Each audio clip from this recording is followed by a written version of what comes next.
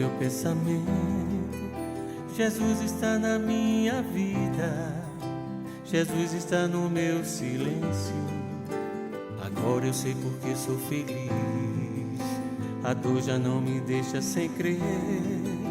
Assim a vida é mais bonita, pra cada noite um amanhecer. O amor pode tudo, transforma o mundo. O amor é assim, eterno e profundo, é chama de luz.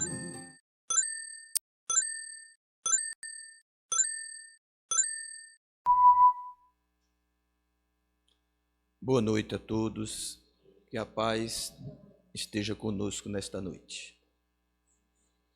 Agradecendo o convite do Chico Xavier, que é uma casa que eu admiro muito, desde o começo aqui na pequena sede, ainda não própria, que se transformou nesse ambiente espiritual que devemos permanecer envolvidos em manter essa instituição. Eu sempre lembro que a instituição espírita ela atende mais os desencarnados do que os encarnados. E muitas vezes há um desânimo geral do movimento espírita porque não vê multidões. Lembrando o Francisco Cândido Xavier, quando por meses ele passava solitário na instituição em Pedro Leopoldo, sem ninguém para escutar as suas palestras, Mas Emmanuel permanecia ao seu lado, indicando que os necessitados que ali estavam presentes não eram do mundo objetivo, era do mundo subjetivo, do mundo espiritual. E hoje, trazendo essa reflexão aqui, que não tem nada de verdade absoluta, apenas estímulo para que a gente possa pesquisar, estudar. O movimento espírita está muito deficitário na área do estudo e é natural, porque o espiritismo, ele como revelação organizada, codificada, criada uma nova ciência, só tem 169 anos. E por isso, o espiritismo, dentro do movimento espírita, tem um papel de explicar de onde viemos, porque estamos aqui, para onde iremos. E isso tem que estar no divulgador, a ideia de que ele deve se aprimorar para melhor levar a interpretação do espiritismo para a humanidade. E 169 anos não é o suficiente para que nem o movimento espírita, nem a humanidade esteja realmente preparada para essa revelação. É um projeto divino, e como projeto divino é praticamente uma lei, que é a lei de progresso, que em determinadas fases da humanidade há necessidade de mudanças, e essas mudanças muitas vezes causam ansiedade no nosso movimento, querendo que as coisas aconteçam de forma rápida, e é natural. Estamos aqui trazendo uma reflexão sobre o papel do espiritismo na humanidade.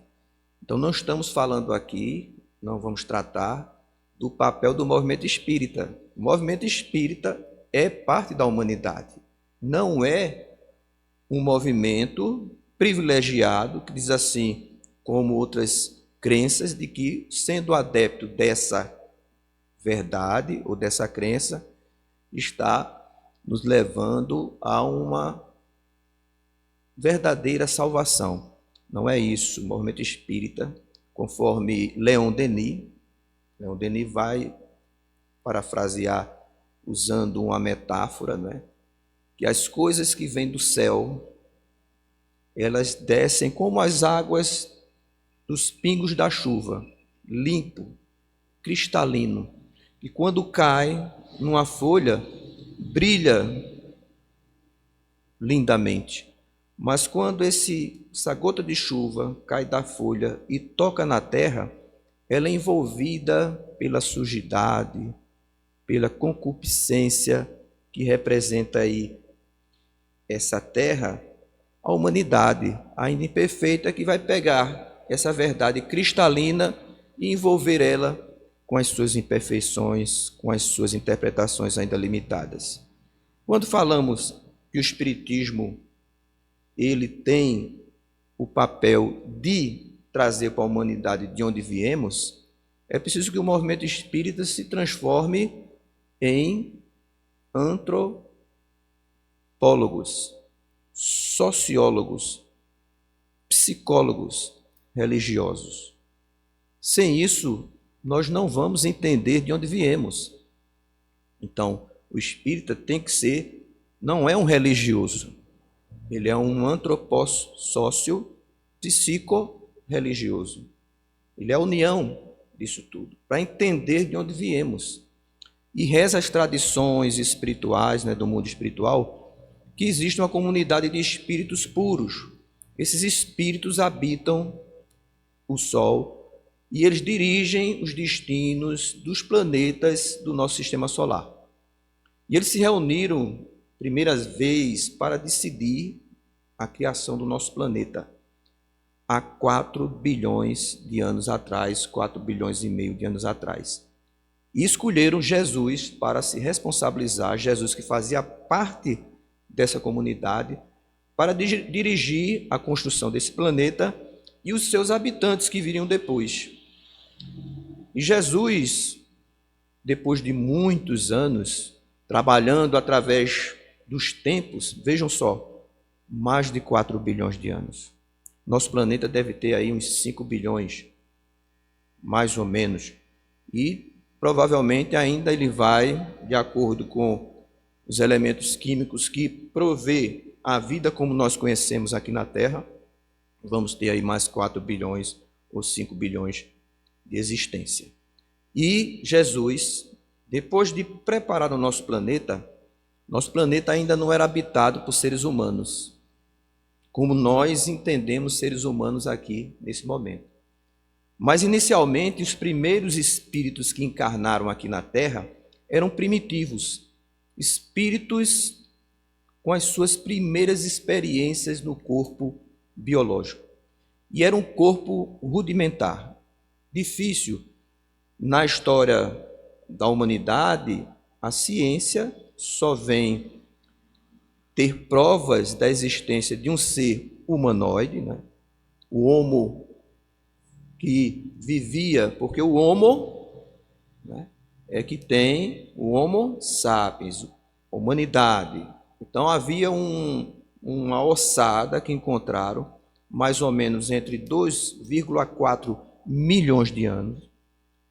Esse ser Homo que existiu nessa época viveu nesse período, 2,4 a 1,4 milhões de anos, o Homo habilis. Mas o Espiritismo, através da revelação do Espírito Emmanuel no livro A Caminho da Luz, vai mostrar que já existia outras espécies humanas, mas ela era grosseira, peluda, não tinha essa estrutura biológica que nós temos hoje. Mas havia um planeta que estava orbitando um Sol, semelhante ao nosso, com muita familiaridade esse planeta com o planeta Terra. Existia uma certa afinidade entre esses dois planetas. E esse planeta que orbitava esse Sol se chama, na constelação de Cocheiro, chamado Sol de Capela. O planeta, nós não sabemos o nome do planeta, mas nesse planeta havia atingido um certo ápice de um estágio evolutivo dos seus habitantes lá. E havia uns habitantes que teimavam em continuar no mal. A maioria dos planetas desse sistema solar, nesse Sol chamado Capela, já havia atingido a maturidade, a pureza, vamos dizer assim, onde o mal já não mais convivia dentro de seus habitantes, só o bem. Então, essas pessoas que teimavam foram expulsas desse planeta.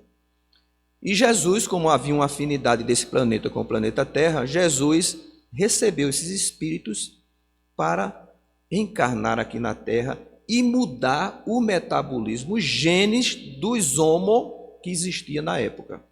Porque estavam sendo elaborados os destinos genéticos da raça humana.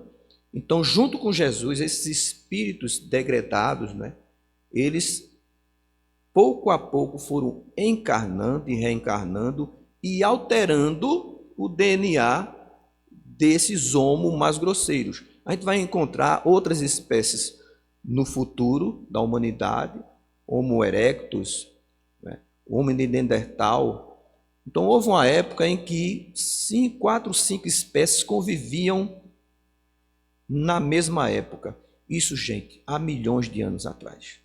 Então, a gente percebe que as mudanças planetárias, na categoria moral que Kardec propôs no Livro dos Espíritos, e no Evangelho segundo o Espiritismo também tem uma explicação bem interessante para a gente pesquisar. Ele vai dizer que existem os mundos primitivos, destinados às primeiras experiências reencarnatórias. Nesses mundos primitivos, os espíritos estão iniciando a escola do progresso. Então, eles não espiam. Por que não espiam? Porque eles não erram calculadamente, propositalmente. Eles erram por ignorância. Então, com a vinda desses espíritos do planeta do Sol de Capela, o planeta Terra saiu do estágio de planeta primitivo para planeta de provas e expiações. Por quê? Porque esses espíritos tinham débitos. Por terem débitos que vieram de Capela, apesar de ser mais avançado do que os que existiam há mais de 2 milhões de anos atrás, eles vinham para expiar. E realmente sofreram muita expiação. Por conta, imagine só, a gente está vivendo hoje aqui uma era tecnológica, vamos dizer assim. Estamos no século XXI. Hoje as pessoas estão nos escutando aí, nos assistindo a milhares e milhares de quilômetros, se porventura até do outro lado do planeta.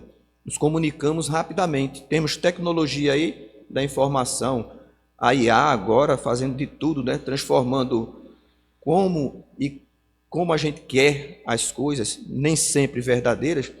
Então vivemos uma época de muito bem-estar, de muito conforto. Hoje, a maioria da população, por exemplo, brasileira, são todos médicos, não é? Hoje dá uma dor de cabeça, a gente não procura mais um médico, vai direto à farmácia, não é? A gente recebe aquelas informações nem sempre boas e a gente se trata. É uma dor de cabeça? Uma dor de cabeça 200 anos atrás, não havia remédio, era um chazinho cheio de superstição. Se você desse uma topada, inflamasse o dedão, talvez você fosse desencarnar por uma infecção. Não existia antibiótico, nem remédio para dor, nem anestesia, nem tampouco chapinha para estirar os cabelos das mulheres, não é? Então vejam, nem peruca para nós homens. Então a tecnologia da época, e veja, a gente está vivendo um conforto. Nós dormimos no conforto, nós temos uma expectativa de vida muito maior, controlamos inúmeras doenças, mas ainda continuamos mundo de provas e expiações pela nossa imperfeição moral. Mas eu faço essa comparação para dizer assim, agora Edson e Leandro vai ser expulso da Terra. Edson e Leandro vai ser expulso da Terra. Aí você sai num planeta como esse nosso, confortável, com aquela caminha, com travesseiro, para dormir em cavernas. Isso é expiação. Isso só por si só já é uma expiação. E conviver com os nativos ignorantes que nem imaginam o que eles já sabem. Então, inicialmente, o trabalho foi de alterar o DNA para gerar uma subespécie que vemos e chamamos de Homo sapiens sapiens, porque existe o Homo sapiens, as primeiras experiências do Homo sapiens, um homem com inteligência, não é? E agora nós somos uma espécie Homo sapiens sapiens, depois dos primeiros Homo sapiens. Então, veja você sair de uma condição dessa para uma condição tecnológica muito, mas muito atrasada, isso É um sofrimento para o espírito. Mas eles tinham que fazer isso. Se eles quisessem voltar para o seu planeta, lá no Sol de Capela, eles tinham que cumprir algumas tarefas. E, gente, essas tarefas só começaram a se concluir depois que esses espíritos começaram a encarnar e reencarnar em todo o nosso planeta.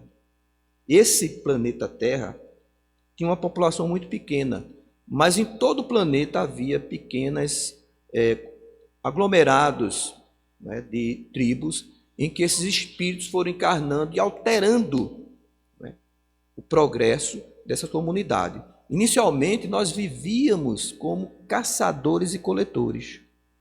Destruíamos tudo, quando não tinha mais nada, íamos andando, caminhando e destruindo mais, sem ter noção de agricultura. E esses espíritos começaram a alterar tudo isso. Veio a Revolução Agrícola, começou as populações nômades começaram a ficar mais paralisadas, criando e domesticando animais e começando a um processo social de convivência que sempre gerou, por conta de que somos imperfeitos, conflitos. A gente pode sugerir uma pesquisa durante a pandemia, não é?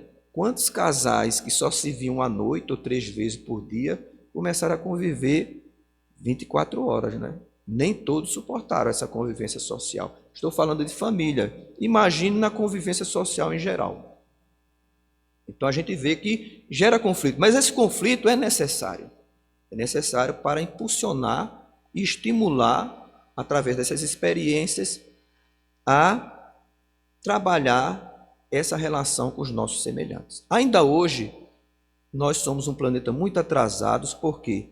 Porque matamos os nossos semelhantes, vejam só. Entramos em conflito com os nossos próprios semelhantes, quando deveríamos viver em paz, mas não é o planeta que nós temos. Quando ele se transforma num planeta de provas e expiações, ele começa a receber espíritos de outros mundos e foi aumentando a população desse planeta, a população espiritual. Hoje, provavelmente, devemos ter aí entre 25 bilhões a 30 bilhões de espíritos. E a gente sabe que mais ou menos uns 8 bilhões estão encarnados. Então, vejam, a população espiritual é muito maior. E por que esses espíritos são trazidos para cá? Todos são expulsos, todos são delinquentes, com raríssimas exceções de espíritos que vêm aqui, de planetas mais evoluídos para nos ajudar a evoluir. Temos o exemplo de Mozart. Mozart é um espírito que encarnou aqui para trazer a arte, desenvolver a arte. Então vem espíritos do planeta de Júpiter, por exemplo, um planeta que não existe mais o mal e é do nosso sistema solar. Provavelmente só tem 1 ou 2, 3 planetas que já atingiram esse ápice. O resto ainda está em desenvolvimento, inclusive a Terra. E eles vêm nos ajudar. Mas a grande maioria são de espíritos expulsos, delinquentes, imperfeitos. Por isso que a gente vê todas essas tragédias, todas essas maldades, não é? Mas mesmo diante desse quadro, nós fomos evoluindo.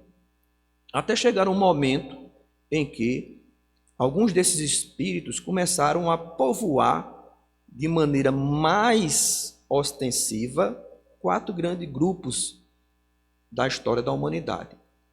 Os indo-europeus, os egípcios, os indianos, os hindus, aquela região da Índia, e também os hebreus. Esses 4 grandes grupos foram que tiveram maior influência, apesar de estarem esses espíritos de capela em todo o planeta, porque foi dividido de forma proporcional. Como eles tinham uma grande população nessas áreas, eles se concentraram mais nessas áreas. E trazendo tecnologia e a relação com Deus, a religião. Os princípios da religião que nós acreditamos hoje foram os capelinos que trouxeram. Inicialmente lá na Índia, depois foi se espalhando. Mas Jesus ainda governava o nosso planeta e hoje ainda governa. Então, agora nós sabemos de onde viemos, porque muitas vezes as pessoas não creem que são delinquentes das leis divinas. Não creem que ainda são imperfeitos. Não creem que ainda precisam melhorar. Por quê? Porque o orgulho, o egoísmo, que prolifera a vaidade, muitas vezes não permite que a gente nos veja como indivíduos ainda necessitados do progresso. Então Jesus reúne-se novamente com a comunidade de espíritos puros e decide encarnar aqui na Terra. Era o princípio de uma nova fase. A fase para estimular uma revelação para ser iniciada e trazida à humanidade para uma transição entre um mundo de expiações e provas e um novo mundo, que Kardec chamou de mundo de regeneração. E Jesus veio, trouxe alguns princípios morais, não destruiu os princípios já trazidos pelos profetas, são os 10 mandamentos, mas também trouxe novas verdades. E foi como uma espada.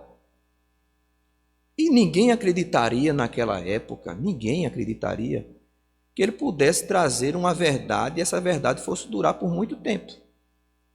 Quem acreditar num homem que saía com um grupo de 12 indivíduos, mesclados, ignorantes, bulhentos, com algumas exceções, né, como Mateus, que era um homem letrado para a época, mas ignorante para as coisas do Espírito. Todos.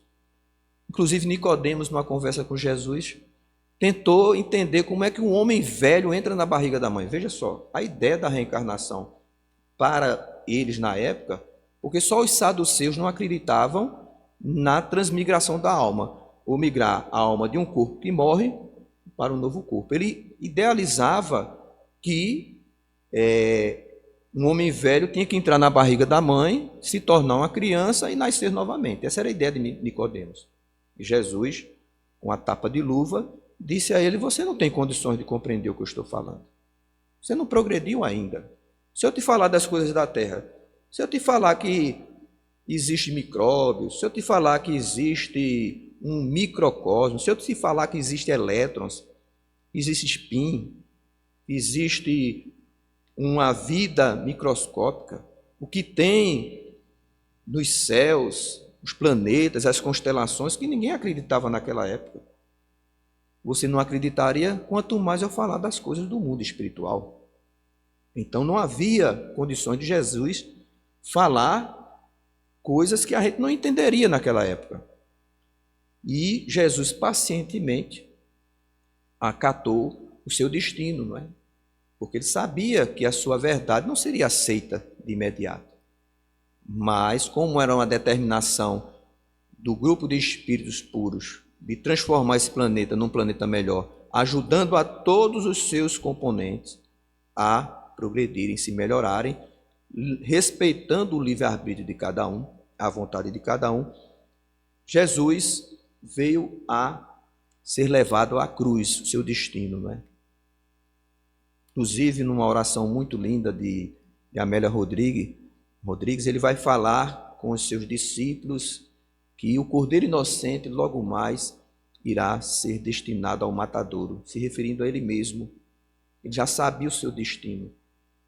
E como ficaria o cristianismo, que foi chamado de cristianismo por conta de nós cristãos? Porque Lucas foi o primeiro a denominar aqueles que seguiam as orientações de Jesus como cristãos, porque era o Cristo, dentro das profecias do passado, que viria, que havia de vir. E Jesus continuou no plano espiritual, governando o nosso planeta. Mas vejam, o cristianismo, ele demorou 17 séculos para se tornar a religião, a crença dominante do planeta. A maior crença do planeta demorou 17 séculos. Não podemos nós espíritas crer que em 169 anos nós podemos transformar a humanidade.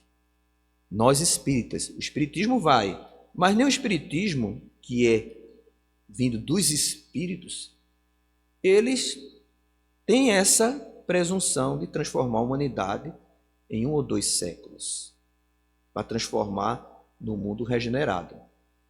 Então Jesus, continua a trabalhar no plano espiritual e reencarnando espíritos para manter a sua crença viva.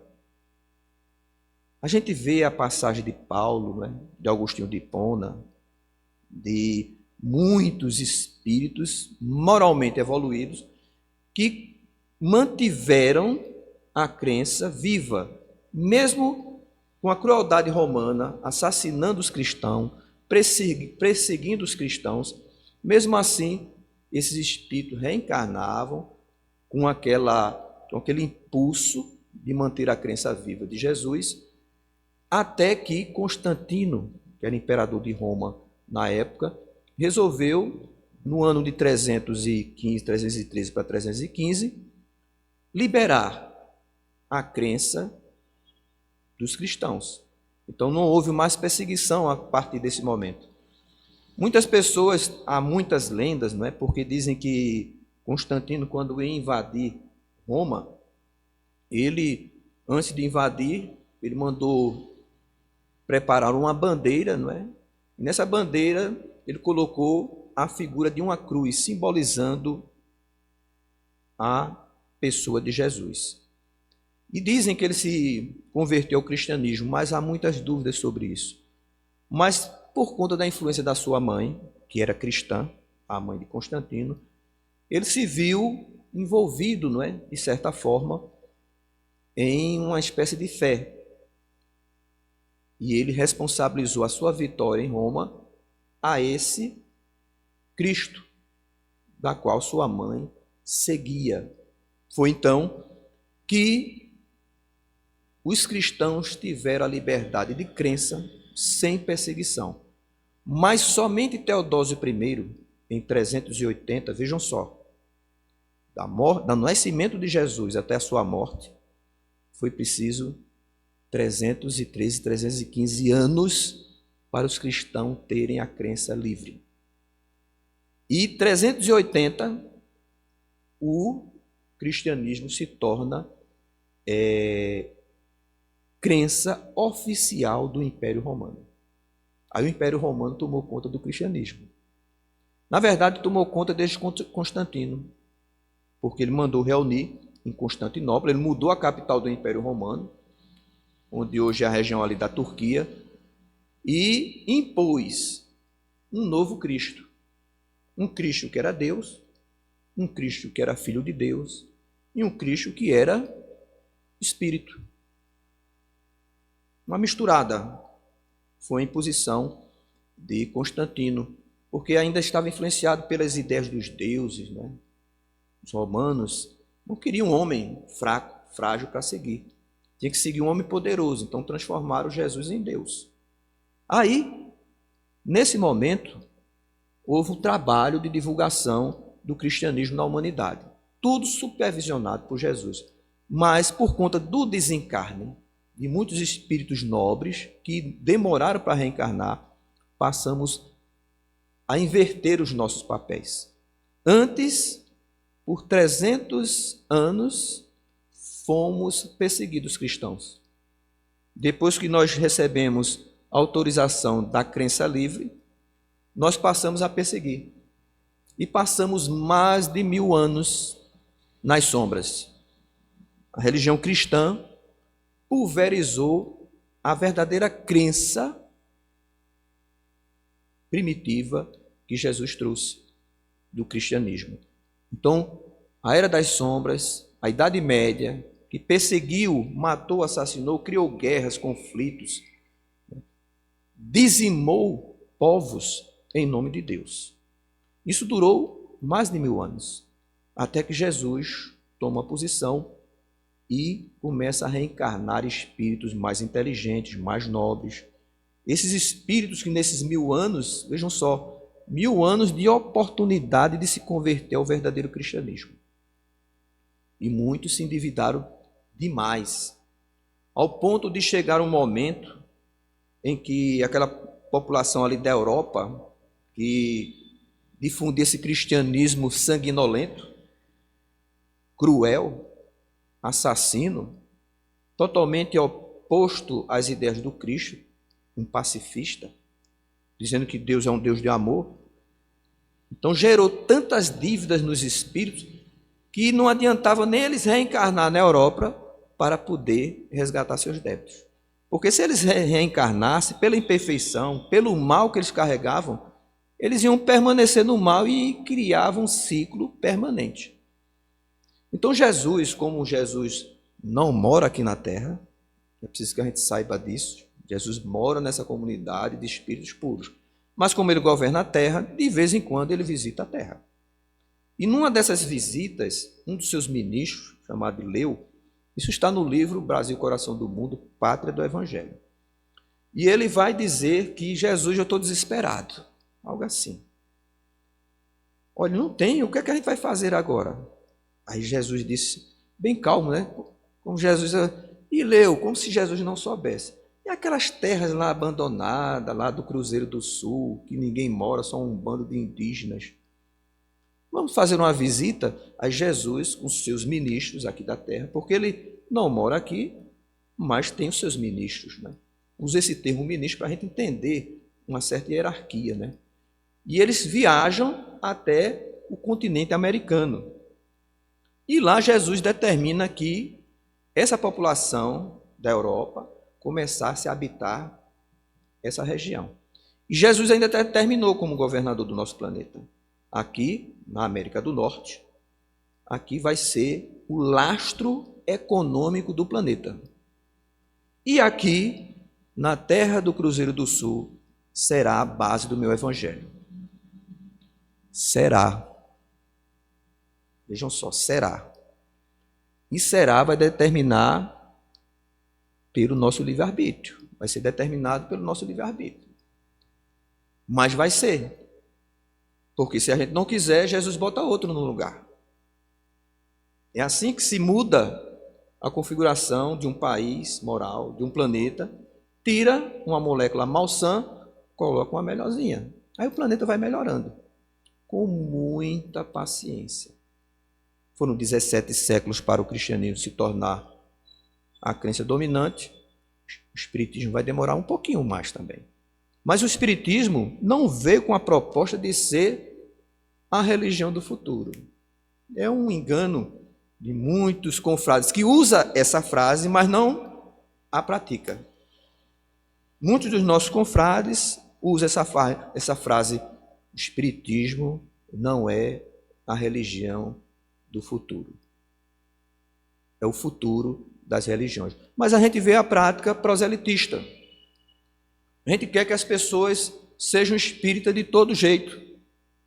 Mas não é esse o papel do espiritismo. O espiritismo veio dar forças às religiões e não dominá-las, inserindo as suas primícias, os seus princípios dentro dessas religiões.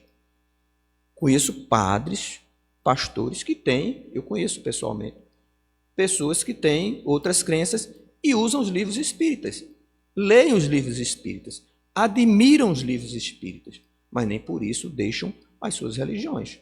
Esse é o papel do espiritismo para a humanidade. Quem for ler na codificação, o último livro de Kardec, o livro mais maduro, não é? Porque o livro mais maduro é aquele que a gente deixa para o fim. E é a Gênese. Em a Gênese há uma explicação muito bem detalhada sobre essa transição, sobre essa mudança. Essa mudança não é imediata. Então, Jesus manda, vejam só, para mudar a situação da Europa, Jesus manda encarnar os espíritos mauzinhos aqui na América do Norte e do Sul, no continente hoje conhecido como americano. Então a gente queria o quê do nosso Brasil? E para piorar, quando a gente estava cheio de habitantes, aí Jesus escolhe um espírito para governar, administrar o nosso Brasil. Aí escolhe um espírito chamado de Ismael, lhe dá uma bandeira e nessa flâmula está Deus, Cristo e caridade. E Jesus entrega para Ismael. A partir de agora, você vai cuidar dessas ovelhas do nosso país chamado Brasil, da pátria que no futuro será a do meu evangelho. E aí, Jesus parte, deixa lá e leu. E leu, reencarna, encarna aqui no nosso planeta, como Henrique de Sagres.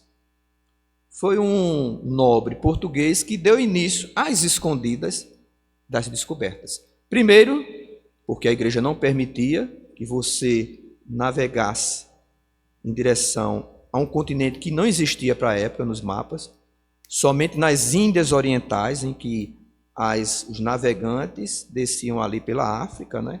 Atravessava por baixo da África e ia para o Oriente, para a China, para o Japão. Mas aí Henrique de Sagres, nas Surdinas, criou uma frota, né? Os espanhóis primeiros, mas Henrique de Sagres, a ideia dele, inconsciente, era o nosso Brasil. E aí Pedro Álvares Cabral, pelo menos historicamente, descobre, ou simbolicamente, descobre o Brasil. A gente sabe que há outras descobertas antes disso, mas a gente vai usar como referência. Isso, pouco a pouco, foi crescendo essa população. E como eu disse, para piorar, mas esse termo piorar, no Espiritismo, é entre aspas. Porque o que para o nosso ponto de vista é algo ruim, amanhã é algo bom. Aí Joana d'Arc, todo mundo já ouviu falar em Joana d'Arc. A Joana d'Arc desencarna. Mas Joana d'Arc, ela tem uma ligação muito forte com a população francesa espiritual. E na Revolução Francesa houve muitos crimes, muitas dívidas. E esses espíritos estavam sofrendo muito no plano espiritual. Nem podiam reencarnar na França, para não atrapalhar o processo de mudança pós-Revolução Francesa, que era um dos pontos nessa preparação de um mundo melhor. E ela pede a Jesus: Jesus, permita que meus amigos espirituais, meus irmãos espirituais da França, muito endividados, possam reencarnar na terra, no Brasil. Olha só, aí eu estava no meio, né? Aquele tuia de espírito ruim, sanguinolento, né? Que saía decapitando quem? Olha, espirrou, decapita. Olha, ele está falando mal de mim, decapita. Era guilhotina. Aí a gente veio parar onde? No Brasil. Uns anjinhos, né? Uns anjinhos. E nesse momento, a população brasileira foi, pouco a pouco, sendo também influenciada pelos bons espíritos, principalmente na governança de Ismael, né? No nosso Brasil. Então vejam só, sem a gente saber de onde viemos, por que estamos aqui, sem conhecer essas informações, tanto históricas como espirituais, a gente cria ideias preconcebidas. E a gente começa a pensar como uma irmã nossa, não é espírita, nós trabalhamos juntos, não é? Mas ela era muito romântica, não é? Ela acreditava que a época boa, Edson, era aquela época das cruzadas, né? Aqueles cavaleiros. Eu digo, minha filha, não tinha nem banheiro, nem descarga naquela época. Você não ia gostar. Aqui no filme não mostra esses detalhes. Você não ia aguentar uma semana de fome, porque se passava fome. A fome hoje, ela é uma fome do egoísmo humano.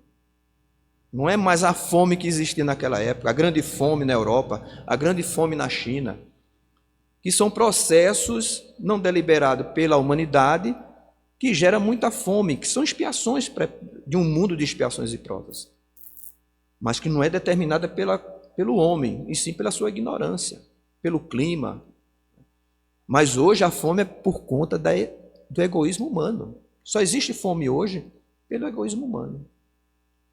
Hoje se produz mais alimentos do que a população pode consumir, a população da terra. Só que ela está concentrada. Dê um passeiozinho aqui em Camusim de São Félix. Não vão fazer isso, né? Só estou falando aqui para a gente ter ideia. Nos lixos colocados nas calçadas, vocês vão ver que tem uma quantidade de lixo orgânico, de resto de comida, que a gente joga fora, que a gente compra demais, come demais. Mas isso eu não vou criticar muito não, porque apesar de magrinho assim, minha avó sempre me dizia, você é magro de ruim, e é verdade. Vocês precisam ver meu prato na hora do almoço.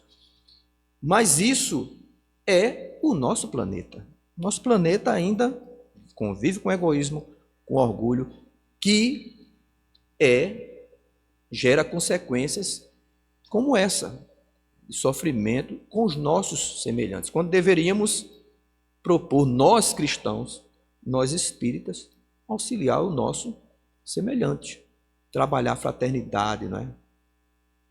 E principalmente a tolerância com os nossos indivíduos, que muitas vezes não têm o nosso conhecimento, não têm a nossa evolução.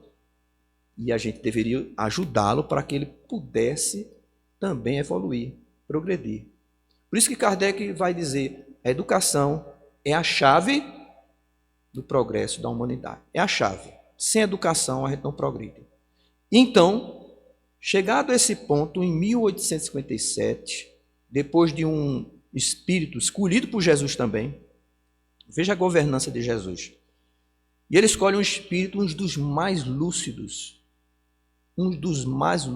dos seus discípulos, que iria encarnar aqui na Terra com o nome de Hippolyte Léon Denisard Rivail.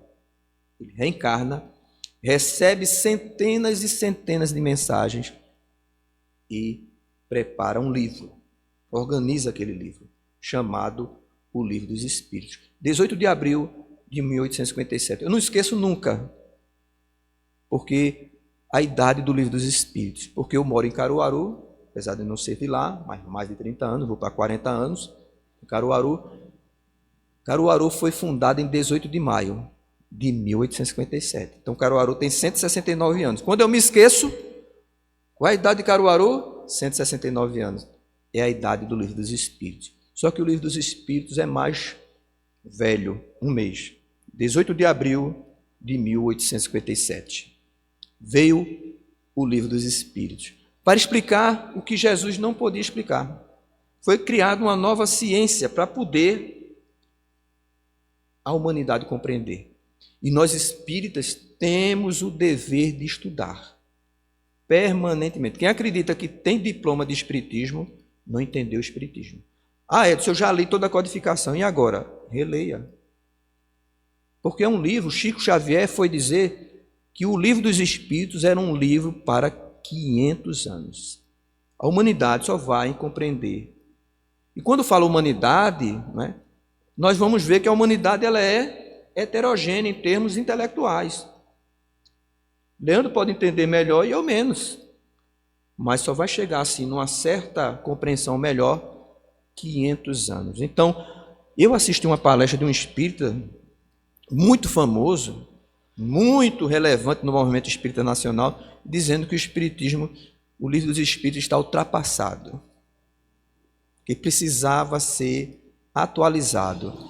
Eu digo, não se preocupe, eu rezando por ele, né, em casa, quando assisti, não se preocupe não, meu filho, que você vai atualizar ele. Quando você desencarnar, conversa com Jesus lá, olha, Jesus, Allan Kardec está ultrapassado.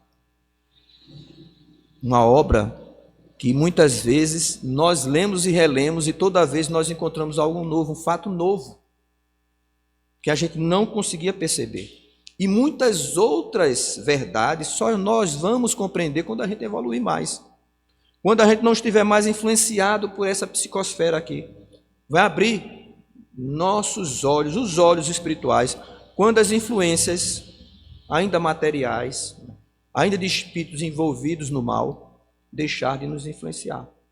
A gente vai ter um ponto de vista melhor das coisas. Porque o espiritismo, ele tem esse papel de aconselhar também aqueles que são os trabalhadores da última hora, os espíritas. Então, os espíritas também são alunos. Mas aí, qual é o papel do espírita para ajudar o espiritismo? Divulgar. Emmanuel vai falar que o espírita ele só precisa de uma coisa para chegar ao ápice da caridade feita ao espiritismo. É divulgação do espiritismo. Agora, você divulgar o espiritismo porque você lê um livro só, porque existe, conforme o grande conferencista, né, Raul Teixeira, Existem dois grupos, na opinião dele, de espíritas. Tem o dogmático e tem o espírita heurístico. Heurístico é aquele que estuda, que pesquisa. Quando ele recebe uma resposta, ele gera mais perguntas e vai atrás dessas novas perguntas. Ele não para.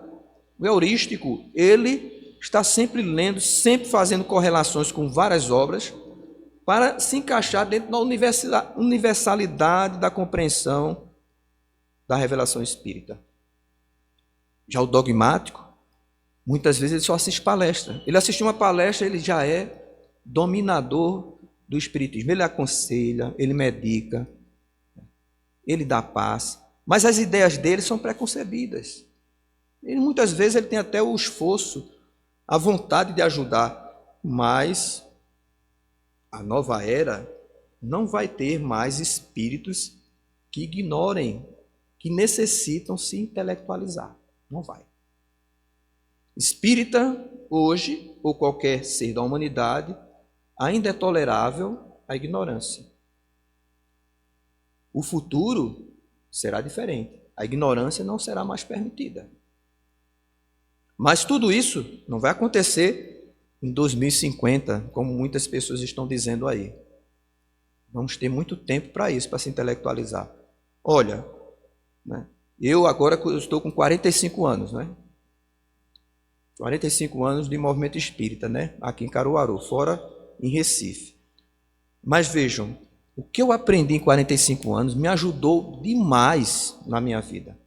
Imagine se eu tiver ainda 400 anos para isso. Fora o tempo que a gente vai aprender no plano espiritual. Porque nós evoluímos em dois mundos. No mundo objetivo, o material que estamos aqui, e o mundo subjetivo, o mundo espiritual. Nós evoluímos, se quisermos. E o dogmático ele não quer, ele é preguiçoso.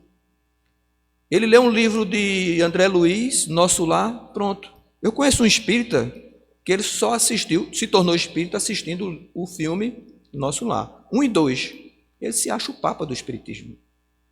Você já leu o livro dos espíritas? Não. Mas eu assisti o filme Nosso Lar. 1 e 2. Digo, muito bem. Muito bem. Aí criam-se certas práticas que o espiritismo vem, não só com a codificação, mas com as obras complementares, pouco a pouco, com muita paciência, mas necessita de estudo, nos ajudar a nos desprendermos. Eu tenho uma amiga espírita lá em Recife, como eu sou de lá, parente minha, quando eu chego na casa dela, tem uma floresta na frente da casa dela. Dá até dificuldade da gente entrar no jardim dela. Somente de espada de São Jorge. Eu digo, tia, mas para que tanta espada de São Jorge? Aí eu fui pegar numa espada, né? Aí a ponta da espada estava meio ressecada. Não toque! Eu digo, por que, tia? Não, porque quando ela está queimada assim em cima, são energias negativas que estão ali. Eu digo, mas tia, eu já tinha desaparecido, porque toda vez eu toco nessas espadas de São Jorge. Mas a ideia dela é essa, e ela se diz espírita. Nunca foi numa casa espírita. Ela diz assim, Edson, hoje agora sou espírita, eu acredito nessas coisas. Eu digo, tia, tem que respeitar, não é? Às vezes eu tento, aos pouquinhos, jogar, a senhora não vai a uma casa espírita? Não, a que eu vou é muito boa. O pessoal dança, pula, bate bombo. Eu digo, tia, a senhora está indo para uma casa espírita, mas não é a de Allan Kardec propôs. Mas é tudo uma coisa só. Eu digo, não adianta a gente tentar, né? Então, pouco a pouco, essas obras complementares vão nos ajudando, né? É natural, não estou aqui criticando, mas é natural porque o processo é lento. Kardec vai dizer, muitas vezes, que o movimento espírita, né, ele vai se dividir, mas nós temos que nos esforçar para nos unir. E a única forma de união é educação. Na área do espiritismo, o estudo, a leitura, principalmente se for em grupo, porque em grupo nós vemos opiniões divergentes, diferentes, às vezes comum, mas que abre a gente para uma pesquisa, para nos tornarmos espíritas heurísticos e não mais dogmáticos. Porque a caridade, gente, é importante para a salvação. Mas a gente não pode esquecer que a gente tem que conhecer o Evangelho de Jesus, principalmente à luz do Espiritismo. Porque Jesus veio dizer: os pobres sempre o tereis, mas a mim nem sempre. O que é a mim? É a pessoa de Jesus? Não, são os seus ensinamentos. A gente tem que trabalhar orando e orar trabalhando. Podemos dizer assim que o trabalho está incluído aí o estudo. Fazer o bem estudando, fazendo o bem, sem se separar. Tem que ser as duas coisas. Porque se você fizer só o bem na ignorância, você não progride, você só está ajudando. O aspecto moral necessita do intelectual para progredir. Primeiro o intelecto, depois a moral. Então, se você pensa que está moralizado, sem conhecer as coisas, você está se iludindo, não está moralizado. Você ainda vai estar preso no seu subconsciente de impulsos que estão armazenados de épocas passadas, de vidas passadas, que é muito forte nas nossas decisões. E a pior dela é o medo. Quanto mais você conhece, quanto mais você acredita, racionalmente o medo desaparece. Por isso que minha tia se diz espírita, mas tem medo de deixar as suas crenças. Então o espírita tem que se esforçar para desconstruir certas crenças. Mas que crenças são essas? Tem que estudar o espiritismo para começar a identificar em você mesmo, porque eu não vou citar aqui o que é certo e o que é errado, porque Kardec vai dizer assim, na Gênese de Allan Kardec, do próprio: o que hoje é muito bom para o progresso da humanidade, hoje é muito bom, é perfeito, amanhã pode ser um empecilho. Amanhã pode ser um empecilho para você progredir. Porque foi bom numa época, mas noutra está lhe atrapalhando. Então, a gente tem que ter essa visão progressista, permanente, de se esforçar a trabalhar para a gente estar sempre estudando, se intelectualizando e, consequentemente, moralizando-se. Porque essa ansiedade de que as coisas aconteçam de uma hora para outra é falta dessa visão histórica de como Jesus age, como as coisas funcionam no plano espiritual. Porque nós tratamos aqui, não sei se vocês perceberam, de uma tradição do mundo espiritual, usando a história da humanidade. É assim que Deus age. Ele não age jogando um raio e muda tudo. Está lá, pergunta 1019 do Livro dos Espíritos. Vamos lá, aos pouquinhos, olha. Não vai cair raio, não vai ter um enchente, não vai explodir um vulcão, não vai cair um meteoro. Eu estava no Evangelho no Lar e eu fui convidado e a pessoa leu um trecho lá e uma suposta pessoa espírita disse assim: essa passagem evangélica aí é sobre um cometa que vai passar aqui. Não tinha nada a ver, gente. Eu não sei de onde ele tirou esse cometa. Era, coincidentemente, 2012, comecinho de 2012.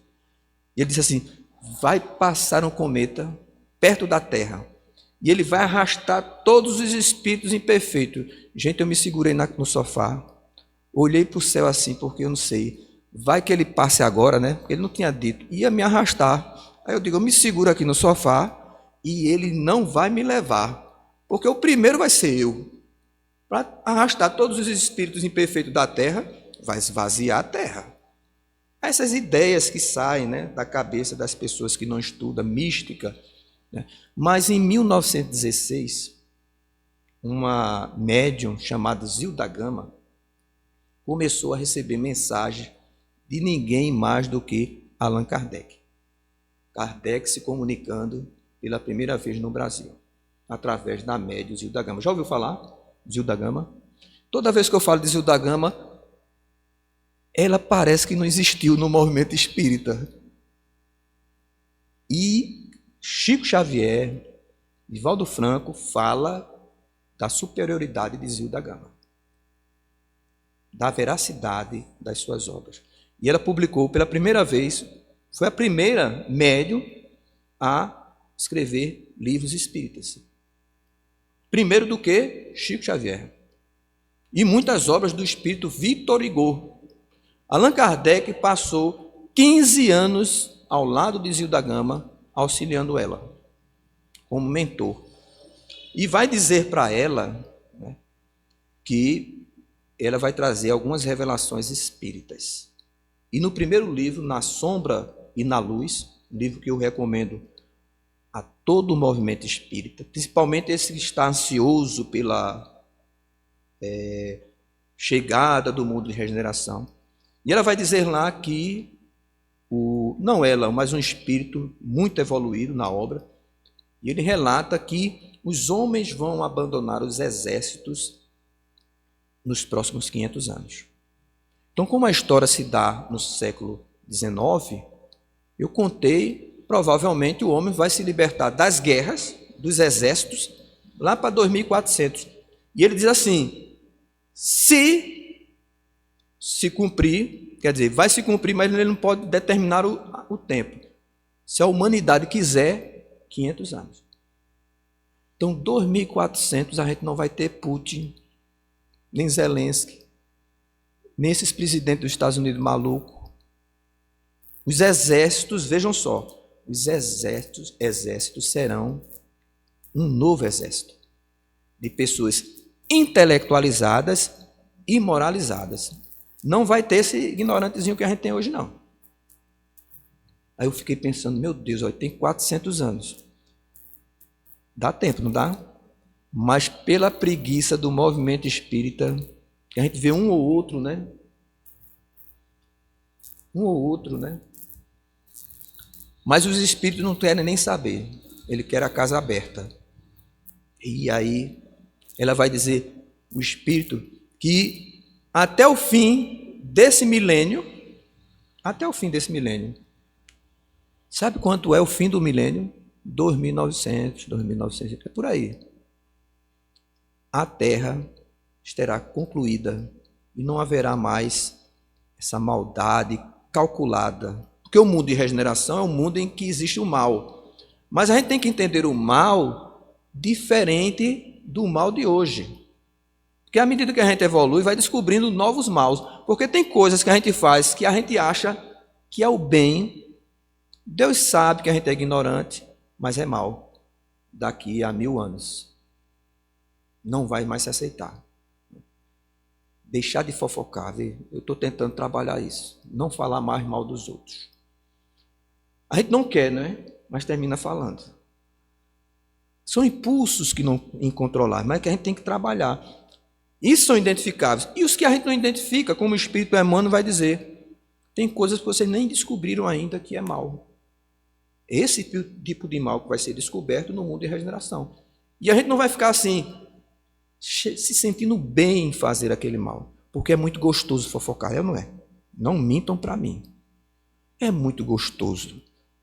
Não é? Dá as endorfinas, não é? Chega a dar aquele prazer, não é? Como se a gente dissesse assim, fulano. E ainda tem aquele espírita bondoso, né? Aquele cristão bondoso, e diz assim, eu te perdoo, mas Deus está vendo. Eu te perdoo, mas Deus está vendo. Então, somos assim.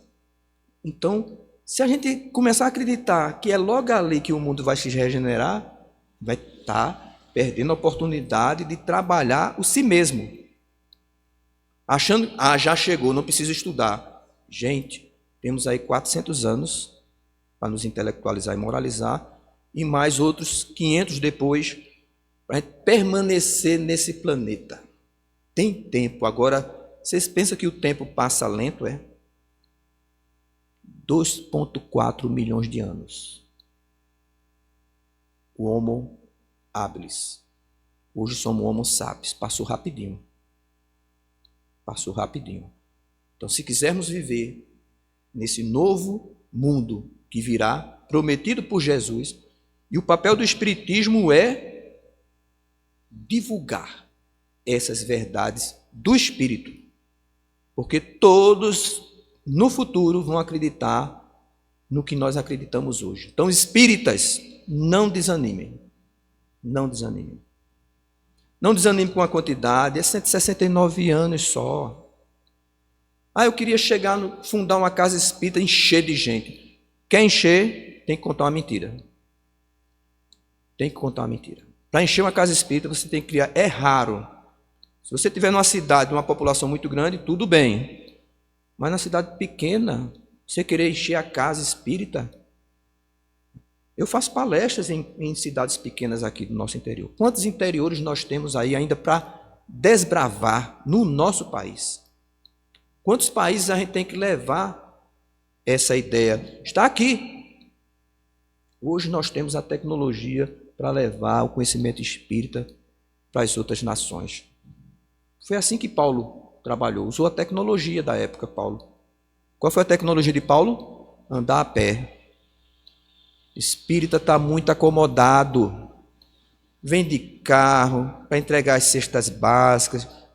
Tem ar-condicionado às vezes, tem até ventilador, cadeirinha confortável. Paulo andava a pé, comendo gafanhoto, pegando febre.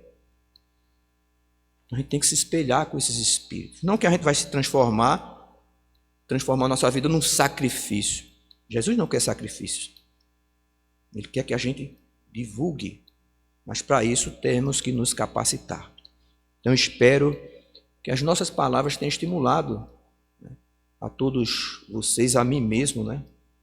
Não falo só para todos, mas falo para mim também. Esse condicionamento tem que ser trabalhado permanentemente para que a nossa fé, o nosso trabalho permaneça vivo. Que essa casa de trabalho e oração permaneça viva espiritualmente. Agradeço a todos vocês pelo convite para estarmos aqui. Me sinto muito feliz em estar aqui com vocês. Muita paz a todos. Ok, então vamos fazer a prece. Vai servir como um passe. Sempre a prece é uma transmissão de energias, né? Energias que certamente, quando os nossos pensamentos se elevam a planos mais edificantes, criamos energias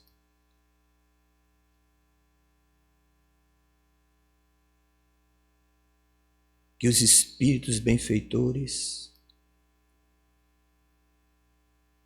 as usam para ministrar em nós mesmos e nos outros forças que possam elaborar dentro da nossa alma a alegria de viver, esperança no futuro, paz interior. Envolvidos nesses pensamentos, pois somos ainda necessitados do auxílio do Altíssimo, e rogamos, Jesus, a presença dos benfeitores espirituais neste momento para nos auxiliar. Que Ele venha aos nossos lares, derramar sobre todos essas energias balsamizantes, calmantes, vitalizantes.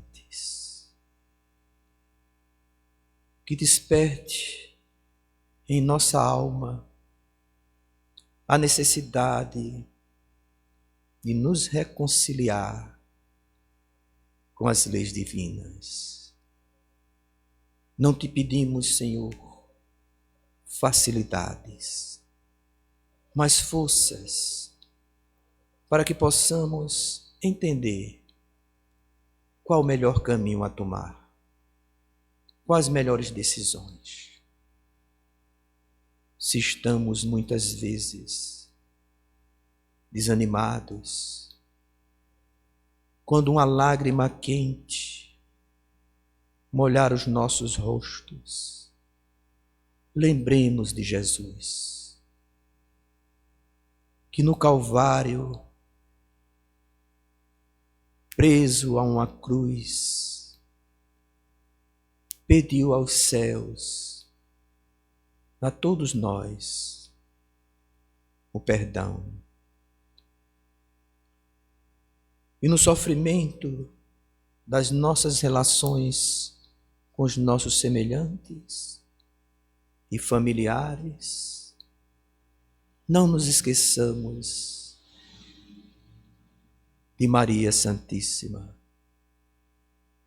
serva de Deus, vendo seu filho sofrendo, compreendeu a vontade do Pai. Não há injustiças na vontade de Deus.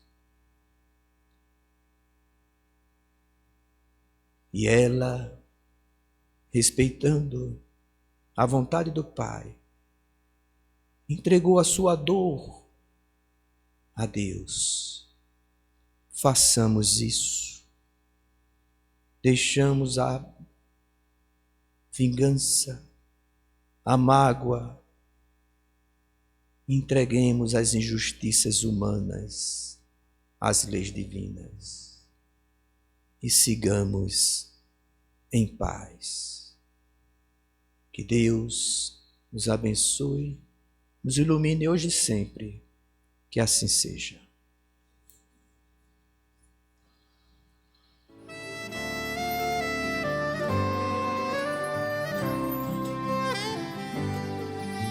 Jesus está no meu coração, Jesus está no meu pensamento, Jesus está na minha vida, Jesus está no meu silêncio.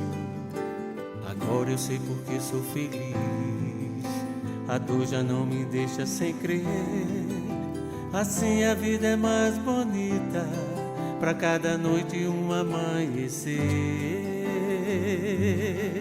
O amor